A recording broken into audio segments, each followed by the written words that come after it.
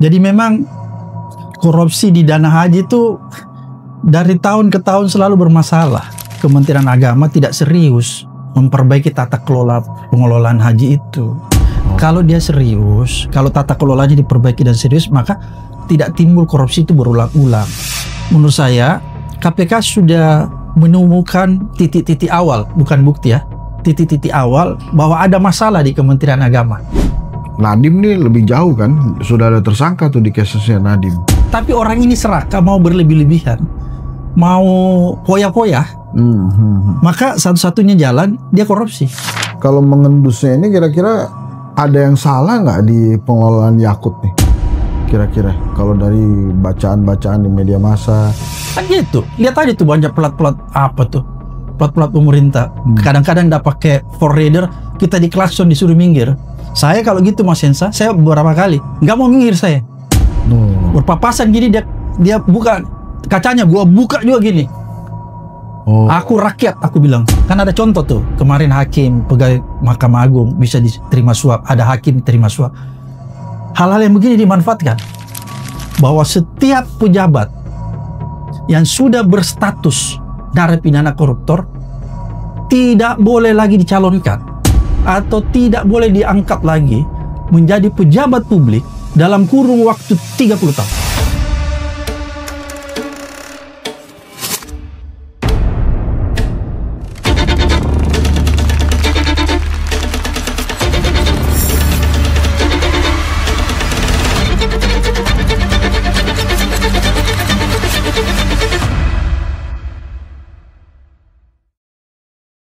Bismillahirrahmanirrahim. Assalamualaikum warahmatullahi wabarakatuh. Ini abang saya, kakak saya, saudara saya, panutan juga. Tadi kita habis makan jagung rebus kan, agak konsentrasi saya makannya, soalnya ngomongin Nadiem dan Yakult ya kan. Daripada rasa jagung berubah kan, kita ngobrol yang di sesi kedua. Lebih serius. Iya. Bang Abraham, itu kan kita ulang lagi ya teman-teman. Jadi pada saat kita syuting ini ada pemanggilan dilakukan oleh KPK kepada Menteri Pendidikan era Jokowi, Nadiem Makarim, dan Menteri Agama era Jokowi, Yakult. Kenapa disebut eranya? Iya, karena kalau disebut Menteri Pendidikan doang nanti era siapa? Iya. Kalau Nadiem ini katanya laptop ya kasusnya ya? Iya. Kalau Yakult tentang dana haji. Bang Abraham, tolong berikan analisis sedikit lah, ini kira-kira ujungnya di mana nih? Mungkin atau case-nya atau sekilas saja ya. Karena saya belum, terus terang saya nggak terlalu ikutin. Ya, kalau abang nggak terlalu ngikuti itu pasti lebih paham dari Henry Satrio lah, kira-kira begitu. Gimana jadi bang? Ini berdasarkan pengalaman aja ya. Jadi memang korupsi di dana haji itu dari tahun ke tahun selalu bermasalah. Dana hajinya bermasalah atau korupsinya bermasalah bang? Pengelolaannya. Oh enggak, maksud saya kan pada saat abang bilang tahun demi tahun itu harusnya kan banyak tuh tersangkanya tuh. Setiap tahun kan kita haji. Pengelolaannya menurut saya selalu ada masalah. Makanya masalah itu harus diperbaiki. Karena kalau masalah itu tidak diperbaiki, maka dia berubah menjadi korupsi. Ya. Jadi misalnya pertama dia cuma fraud, dia berkembang jadi korupsi. Kira-kira begitu gambarannya. Satu-satu dulu bang, ini Yakult dulu. Yakult. Saya terus terang baru tahu hari ini kalau dia ada di Indonesia, karena kita kan semua banyak bertanya-tanya, terutama media sosial ya. Ini Gus Yakult nih kemana gitu setelah menjadi menteri, tidak lagi menjadi Menteri Agama, nampaknya tidak banyak beredar gitu. Sebelumnya kan beredar lewat ormasnya itu kan. Nah ini sekarang tiba-tiba muncul dipanggil KPK dan menariknya lagi katanya hanya membawa SK dia sebagai Menteri Agama. Kata-kata media yang saya baca gitu ya, saya nggak tahu betul atau tidak.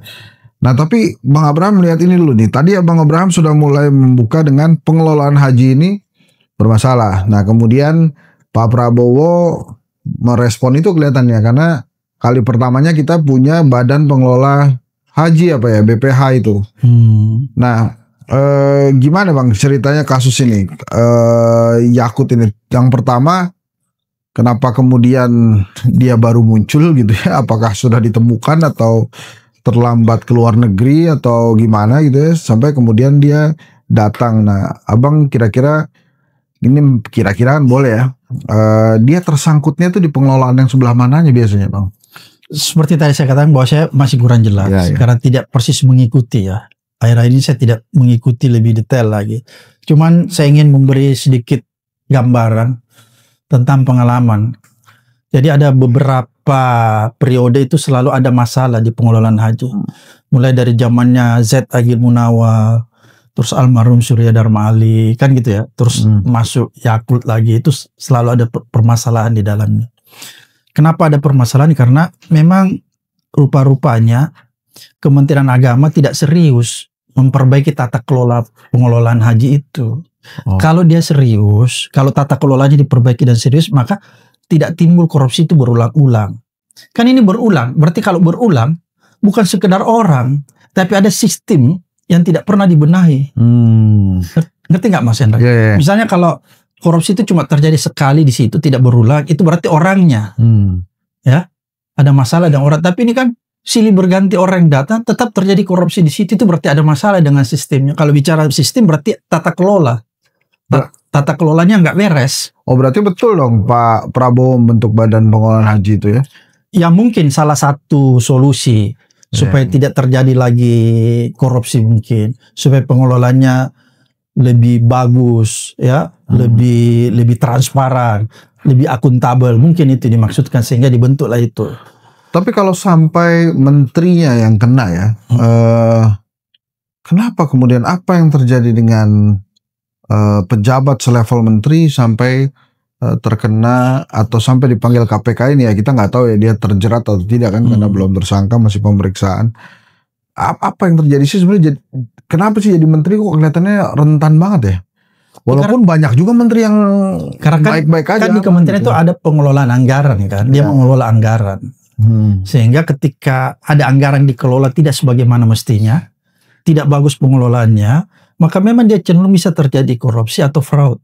Kan begitu. Makanya kan banyak juga kementerian selain Kementerian Agama itu yang kita lihat ya, kayak misalnya Kementerian Pendidikan, Nadiem, itu kan juga terjadi korupsi di sana. Kemarin Kementerian Sosial dan lain sebagainya.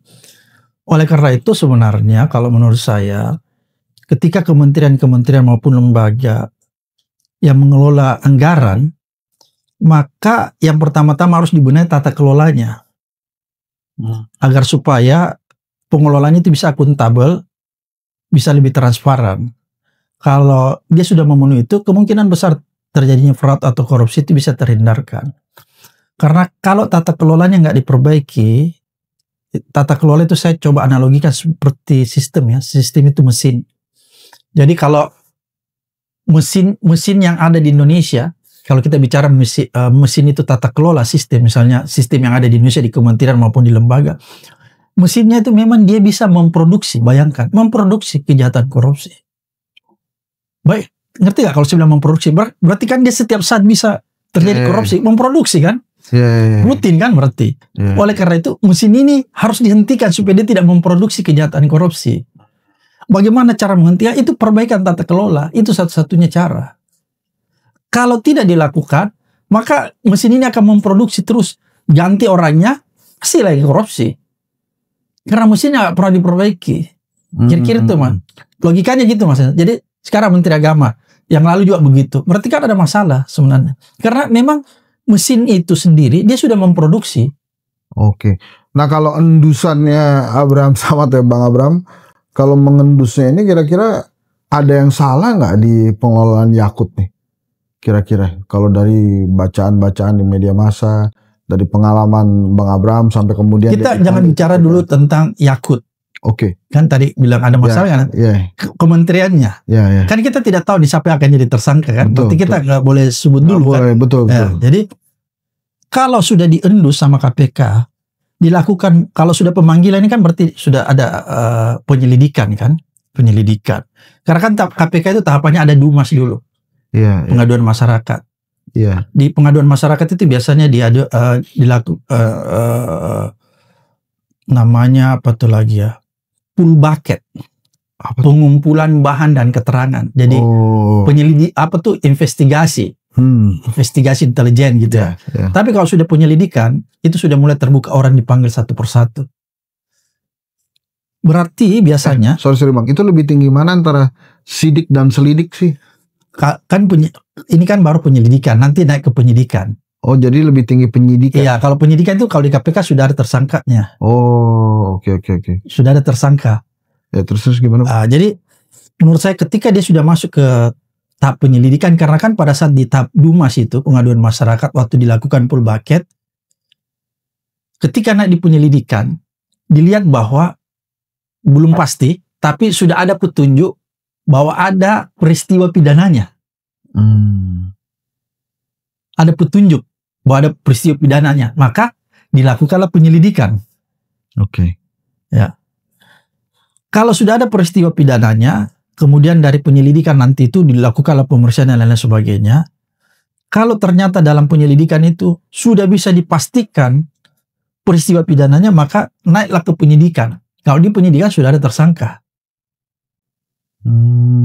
Kira-kira begitu, Mas Ensa. Oh gitu ya. Jadi menurut saya KPK sudah menemukan titik-titik awal, bukan bukti ya, titik-titik awal bahwa ada masalah di Kementerian Agama tentang pengelolaan haji itu dan haji, sehingga dia menaikkan status ini ke penyelidikan, bukan lagi karena kalau ketika di full bucket tidak ditemukan sesuatu ke sana, maka dia tidak naikkan ke penyelidikan. Oh gitu. Nah, Nadiem nih lebih jauh kan, sudah ada tersangka tuh di kasusnya Nadiem. Nadiem ini kan saya lihat ada dua, Mas Ensa. Ada satu di Kejaksaan, kalau nggak salah ya. Di Kejaksaan kayaknya lebih maju, sudah jauh kan gitu, kayaknya ada tersangka dan lain sebagainya. Kalau di KPK dia baru. Makanya saya lihat KPK berkoordinasi dengan Kejaksaan, karena pastikan mereka melihat yang mana ditangani Kejaksaan, yang mana ditangani KPK, karena nggak boleh tumpang tindih kan. Ini kalau dalam waktu dekat ini kan yang ketiga nih, sebelumnya Tom. Apa ada instruksi-instruksi dari atasannya para menteri ini yang membuat akhirnya mereka mungkin terpeleset juga? Atau biasanya kalau sudah begini urusan pribadi, tidak ada kaitannya dengan pimpinannya atau bawahannya gitu? Maksudnya Mas Hensa itu siapa yang menginstruksikan dia? Iya, apakah kayak ini kan kalau kejahatan korupsi itu biasanya banyak yang tersangkut gitu kan. Bukan satu orang. Bukan satu orang gitu. Nah maksud saya biasanya kalau abang tangani itu kejahatan korupsi ini karena instruksi atau inisiatif pribadi atau gara-gara instruksi biasanya sih? Dua-duanya. Hah? Dua-duanya. Bisa ada inisiatif pribadi karena greedy. Oh. Serakah kan? Iya. Itu kan sifat manusia kan. Mengumpulkan duit, mengumpulkan harta, itu berarti pribadi kan? Nggak, tapi biasanya kenapa Bang? Kenapa para pejabat itu, ada beberapa pejabat, oknum pejabat lah, itu pengen ngumpulin harta? Bukankah menjadi pejabat itu sudah ultimate kan? Maksud saya sudah luar biasa. Sudah luar biasa jadi pejabat. Fasilitasnya itu sudah lumayan. Iya. Kenapa kemudian mereka masih mencuri? Iya. Menurut abang apa pengalaman abang aja? Kalau saya sih lihat greedy. Karena serakah aja. Iya, serakah aja. Pengen lebih. Kan gitu. Kalau dia cuma mau menerima, sebenarnya kan sudah luar biasa seperti tadi yang Mas Hensa kan. Tapi orang ini serakah, mau berlebih-lebihan, mau poya-poya. Maka satu-satunya jalan dia korupsi. Karena kalau penghasilan fasilitas sudah diberikan itu kan sudah luar biasa cukup, tapi dia mau pengen yang lebih lagi. Nggak gini Bang, ini saya jadi deg-degan tuh karena gini. Apa saran seorang Abraham Samad supaya pejabat itu tidak perlu terjerat kasus korupsi? Saran aja, karena kan jadi begini ya, jujur segala macam itu biasa lah itu Bang. Kalau klise ya, nggak mau saya klise, tapi apa sebetulnya yang membuat kalau lu melakukan ini lu nggak akan kena kasus korupsi gitu menurut Abraham Samad gitu? Ya sebenarnya begini, kalau menurut saya kan korupsi itu kan satu karena memang tata kelola buruk, kedua ada orang yang serakah, kan ada juga orang yang sebenarnya terpeleset oleh sistem itu. Karena seperti tadi tata kelolanya memang buruk, jadi siapapun yang masuk di situ, tapi kalau dia nggak paham, maka dia bisa terjebak. Oleh karena itulah maka selalu dikatakan maksudnya berikan orang itu di bidangnya supaya dia ngerti. Jangan orang goblok. Jangan orang blow on. Yang bukan di bidangnya gitu. Iya, kan dia nanti bisa terpeleset. Oh, oke. Gitu ya. Tapi ada juga orang, walaupun dia punya kemampuan, tapi memang dari dirinya yang korup. Itu yang tadi saya sebut greedy sebenarnya. Kenapa saya bilang greedy? Karena kan fasilitasnya sudah lumayan. Bayangkan aja Mas Hensa. Ini kan ruang-ruang publik kita itu direbut oleh para pejabat. Kenapa saya bilang ruang-ruang publik kita yang seharusnya dinikmati bersama itu direbut oleh orang yang bernama pejabat? Anda lewat di jalan, itu kan ruang publik. Tiba-tiba Anda diklakson, Pak, disuruh minggir. Ada pejabat mau lewat. Itu karena mau merebut ruang publik. Padahal ruang publik itu diperuntukkan untuk kita bersama. Mas Hensa pasti biasa ke luar negeri. Ruang publik kalau di luar negeri itu dinikmati semua orang. Equal. Nggak boleh ada orang yang punya privilege terhadap ruang publik. Benar nggak? Ya. Tapi di Indonesia ini kan luar biasa. Bahkan ada yang cuma antar dokumen saja merebut ruang publik kita. Rusakkan negeri ini. Itu tindakan korup, Mas Hensa. Saya marah ini, Mas Hensa. Kalau ruang publik yang seharusnya jadi milik kita semua, milik rakyat jelata, itu diambil alih oleh pejabat-pejabat. Itu sikap korup. Orang di depan, diklakson, disuruh minggir, itu ruang publik yang direbut, Mas Hensa. Tapi itu kan kayak fasilitas buat para pejabat. Jadi mungkin pejabat memandangnya, ya itu fasilitas gue sebagai... Enggak, di luar negeri enggak begitu, Bos. Nah, di Indonesia kan itu dia mungkin dianggap wajar oleh para pejabat. Seharusnya, oke, boleh. Kalau misalnya tujuannya ada hubungannya dengan pekerjaan. Tapi kan biasa nggak ada hubungannya. Dia tetap menyuruh orang minggir. Biar dia mau pulang ke rumahnya aja masih pakai forerunner, orang di pinggirin semua. Kan gitu. Lihat aja tuh banyak pelat-pelat pelat pemerintah. Kadang-kadang nggak pakai forerunner, kita diklakson disuruh minggir. Saya kalau gitu Mas Hensa, saya beberapa kali nggak mau minggir saya. Berpapasan gini dia buka kacanya, gua buka juga gini. Aku rakyat, aku bilang. Jadi mudah-mudahan podcast ini dengar bagi rakyat, kita semua rakyat jelata. Jangan ruang publik kita itu direbut oleh para pejabat. Karena ruang publik itu diperuntukkan bagi semua orang. Tapi kata pejabat, ya saya buru-buru karena supaya saya bisa dengan cepat mengurus urusan rakyat. Makanya kalau saya bilang kalau itu bisa dibuktikan, no problem. Tapi siapa yang bisa buktikan itu? Ini kan banyak kepentingan pribadi meminggirkan orang. Waktu abang jadi pejabat pakai forerunner? Nggak pernah. Nggak pernah. KPK satu-satunya yang menolak dulu forerunner. Tidak pernah. Oke. Makanya KPK di zaman saya dan sebelumnya menjadi role model bagi lembaga kementerian. Tidak ada forerunner. Bang lama dong kalau mau ke kantor. Tahu nggak? Mobil dinas saya, Innova. Iya. Karena apa? Kenapa KPK lakukan pada saat itu zaman saya dan sebelumnya? Karena kita ingin memberi contoh, role model supaya diikutin. Kan KPK harusnya jadi role model. Makanya itu dulu saya kritik KPK setelah Raja Firly itu yang menempatkan dirinya juga menjadi posisi pejabat yang harus diberi privilege. Nggak bisa. Kalau case-nya Nadiem, tadi kan kita sudah bahas case-nya ya. Kembali lagi. Kalau balik lagi case-nya Nadiem ini, menurut Bang Abraham kan ini kan sudah ada beberapa tersangka ya boleh? Kasus Nadiem udah beberapa di kejaksaan. Oh di kejaksaan. Iya. Nah ini makanya ini balik lagi. Kadang-kadang tuh kita juga bingung itu antara KPK dengan kejaksaan walaupun niatnya baik ya dua-duanya ya untuk memberantas korupsi. Tapi pencegahan itu tugas siapa Bang? KPK atau kejaksaan atau? Kalau pencegahan tugasnya KPK. Oh KPK tugas pencegahan ya. Itu ngapain biasa KPK Bang? Ya itu tadi memperbaiki tata kelola, memperbaiki sistem. Oh gitu ya. Misalnya gini, ada sebuah instansi atau kementerian atau lembaga. Ya. KPK diminta masuk memperbaiki sistemnya, tata kelolanya. Berbulan-bulan tuh dia sampai bertahun-tahun. Ini ada masalah di sini, diperbaiki semua. Kemudian dari hasil, harus kan diagnosa dulu pertama, apa sih masalahnya. Setelah itu dia memberi rekomendasi kepada kementerian, ini yang harus diperbaiki.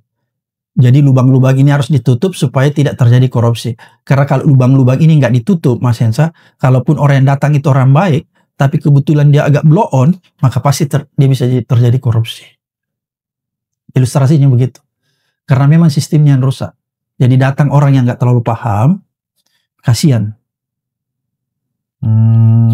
Itu kalau sistem yang rusak, tata kelola yang rusak. Maka disitulah peran pencegahan. Mas Hensa ini pura-pura bingung, padahal dia udah mengerti banget. Enggak, karena harusnya dengan melakukan pencegahan itu kan makin berkurang korupsi yang harusnya logikanya.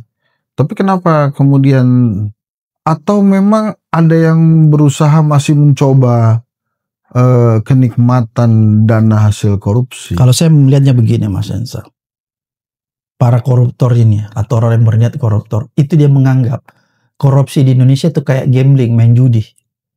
Oh, kalau lagi apes dapat, ditangkap. Tapi kalau tidak kita untung. Makanya dia gambling aja. Oh gitu. Karena dia tahu begini Mas Hensa. Dia tahu ketika dia korupsi triliunan, dia tahu nih bahwa oknum aparat kita bisa disuap. Ngerti? Kan ada contoh tuh. Kemarin hakim, pegawai Mahkamah Agung bisa diterima suap. Ada hakim terima suap. Hal-hal yang begini dimanfaatkan. Dia tahu bahwa oknum-oknum aparat penegak hukum bisa disuap. Jadi begitu dia masuk di pengadilan, dia bisa suap oknum hakimnya. Supaya hukumannya ringan. Oke? Sampai diputus di lembaga pemasyarakatan, dia bisa lagi suap oknum di lembaga pemasyarakatan. Supaya dia nggak pernah tidur di dalam LP. Dia cuma datang ketika pagi. Itu kan kalau pagi itu ada sidak ya. Ada apel. Ya, saya nggak tahu sih, belum pernah. Saya tahu tuh kalau pagi ada apel, diperiksa tuh orang. Setelah selesai diperiksa ada semua, habis itu dia pulang ke rumahnya. Oh gitu. Begitu tuh cara kerjanya dulu. Terus habis itu kalau sore apel lagi kan, diperiksa, dia datang lagi. Jadi kayak orang pergi kantor aja, dia datang lagi. Jadi apel ada, habis itu selesai disuruh masuk, dia pulang lagi tidur, nggak pernah masuk kan namanya. Gitu tuh cara-caranya orang. Makanya karena itu terjadi, maka orang nggak pernah jerah, nggak ada deteran efeknya. Makanya ya udah kita gambling aja. Tapi kalau kita melakukan yang namanya hukuman berat tanpa pandang bulu,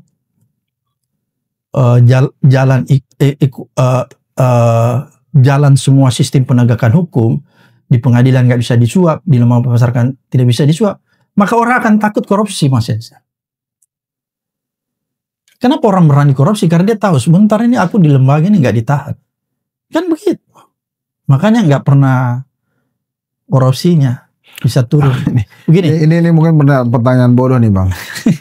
Berapa sih emang batas toleransi negara uangnya boleh diambil tuh? Maksud nggak boleh. Biar 1.000 nggak boleh kalau uang negara. Oh nggak boleh? Iya dong. Bukan soal besarnya. Oh bukan soal besar ya? Bukan soal besar. Tapi KPK itu diberikan dalam undang-undang karena kan dia sedikit, infrastrukturnya nggak seperti, maka dia dibatasi. Dia cuma bisa korupsi yang besar pada saat itu 1M lebih kan gitu ya. Baru KPK tundang. Baru KPK tangani, tapi di bawah itu kejaksaan kepolisian bisa tangani gitu. Karena kan dia infrastrukturnya gitu. Begini Mas, saya ingin memberikan sedikit ilustrasi kenapa Cina bisa sukses dalam pemberantasan korupsi. Georgia dulu itu negara yang ada di Eropa itu terkenal banget korup, tapi sekarang dia udah bersih. Kenapa? Ada 3 hal dia lakukan. Pertama, dia melakukan hukuman berat tanpa pandang bulu. Jadi criminal justice systemnya itu berfungsi. Criminal justice system itu ada pengadilan, ada kejaksaan, ada kepolisian, ada lembaga pemasyarakatan, itu disebut criminal justice system. Gitu ya. Jadi semua itu berjalan sebagaimana mestinya. Sampai di lembaga pemasyarakatan kalau dia punya nggak bisa dia keluar. Jadi hukuman yang berat ya, tanpa pandang bulu. Kemudian yang kedua, mereka rata-rata punya undang-undang perampasan aset.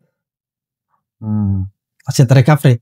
Apa pentingnya ini undang-undang perampasan aset? Maksudnya untuk menyita aset-aset atau harta dari hasil korupsi. Karena lewat undang-undang perampasan aset ini kita bisa menyita kembali. Istilahnya orang itu pemiskinan, dimiskinkan.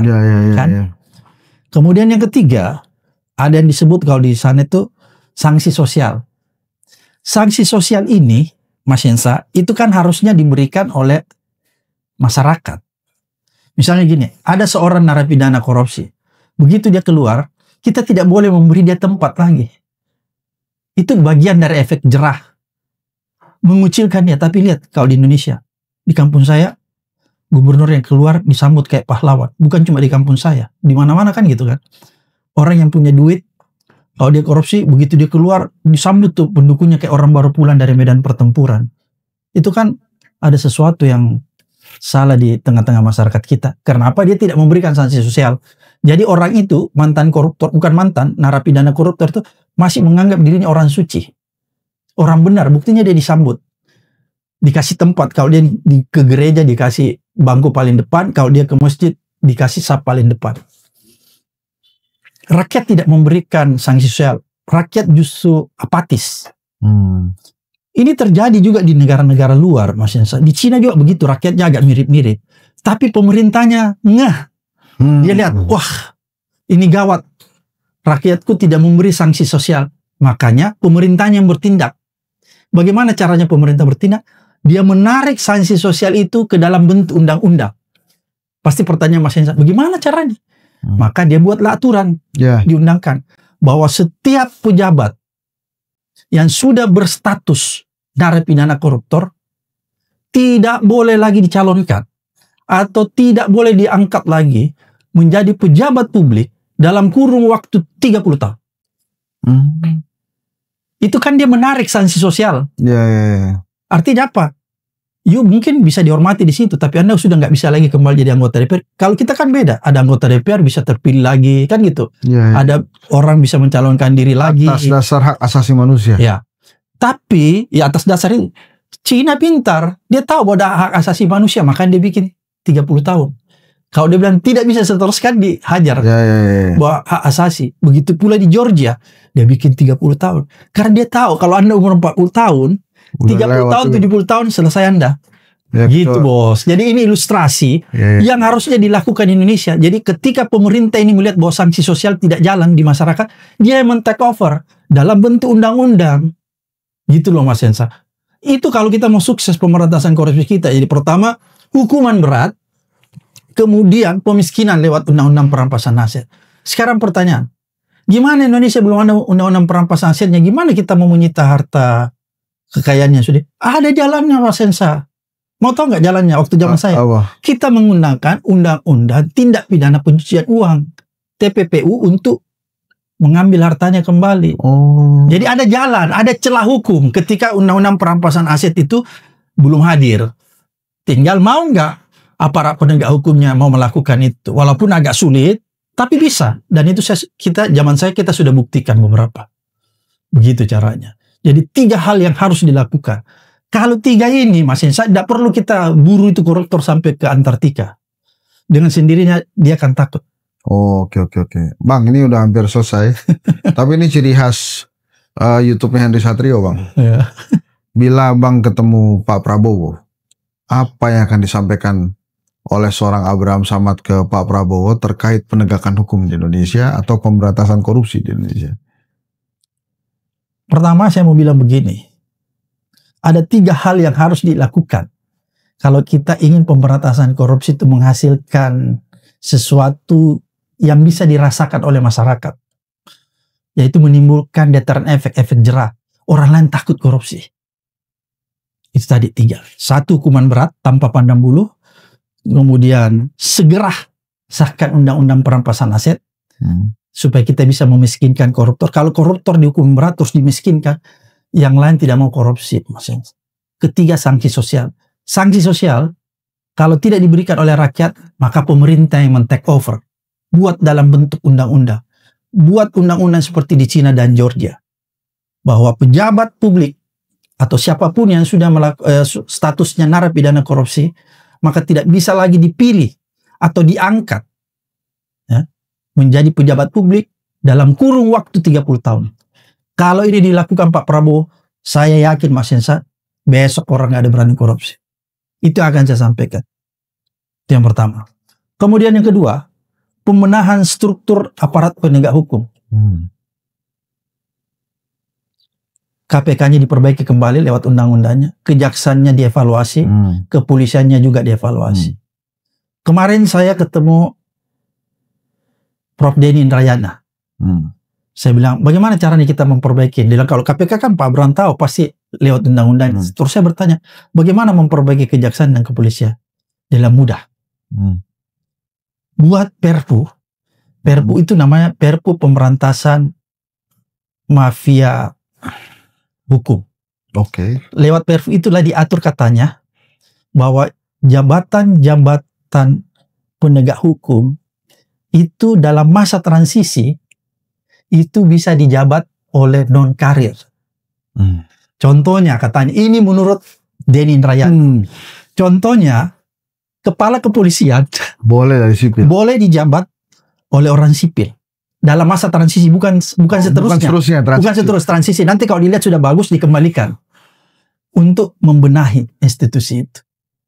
Kata Prof. Denny Indrayana. Begitu pula kejaksaan. Kalau kejaksaan kan memang sudah bisa jalan kan. Tapi abang setuju itu dengan usulannya Denny Indrayana? Saya bilang ini usulan yang brilian nih. Oke. Karena ini pernah terjadi di Meksiko. Saya pernah baca. Iya. Pernah kepala kepolisiannya diambil dari orang sipil. Tapi masa transisi, nggak seterusnya. Begitu udah bagus, dikembalikan lagi. Oke. Setujukah Mas Hensa? Pertanyaan saya. Setuju aja. Jadi Mas Hensa siap jadi Kapolri? Saya nggak siap Pak kalau jadi Kapolri Pak. Karena saya nggak ngerti. Yang ketiga apa Bang? Katakan 3 tadi. Ini baru 2. Itu kan kedua. Kemudian yang ketiga, kita menguatkan sistem, ada namanya sistem integritas nasional. SIN, sistem integritas nasional. Ketika kita bicara integritas itu berarti ada 2 yang diperbaiki. Integritas organisasi dan integritas individu. Integritas organisasi itu kelembagaan. Kita memperbaiki sistem yang ada di kementerian, lembaga pemerintahan provinsi, kabupaten, dan kota. Dan memperbaiki integritas individu lewat apa?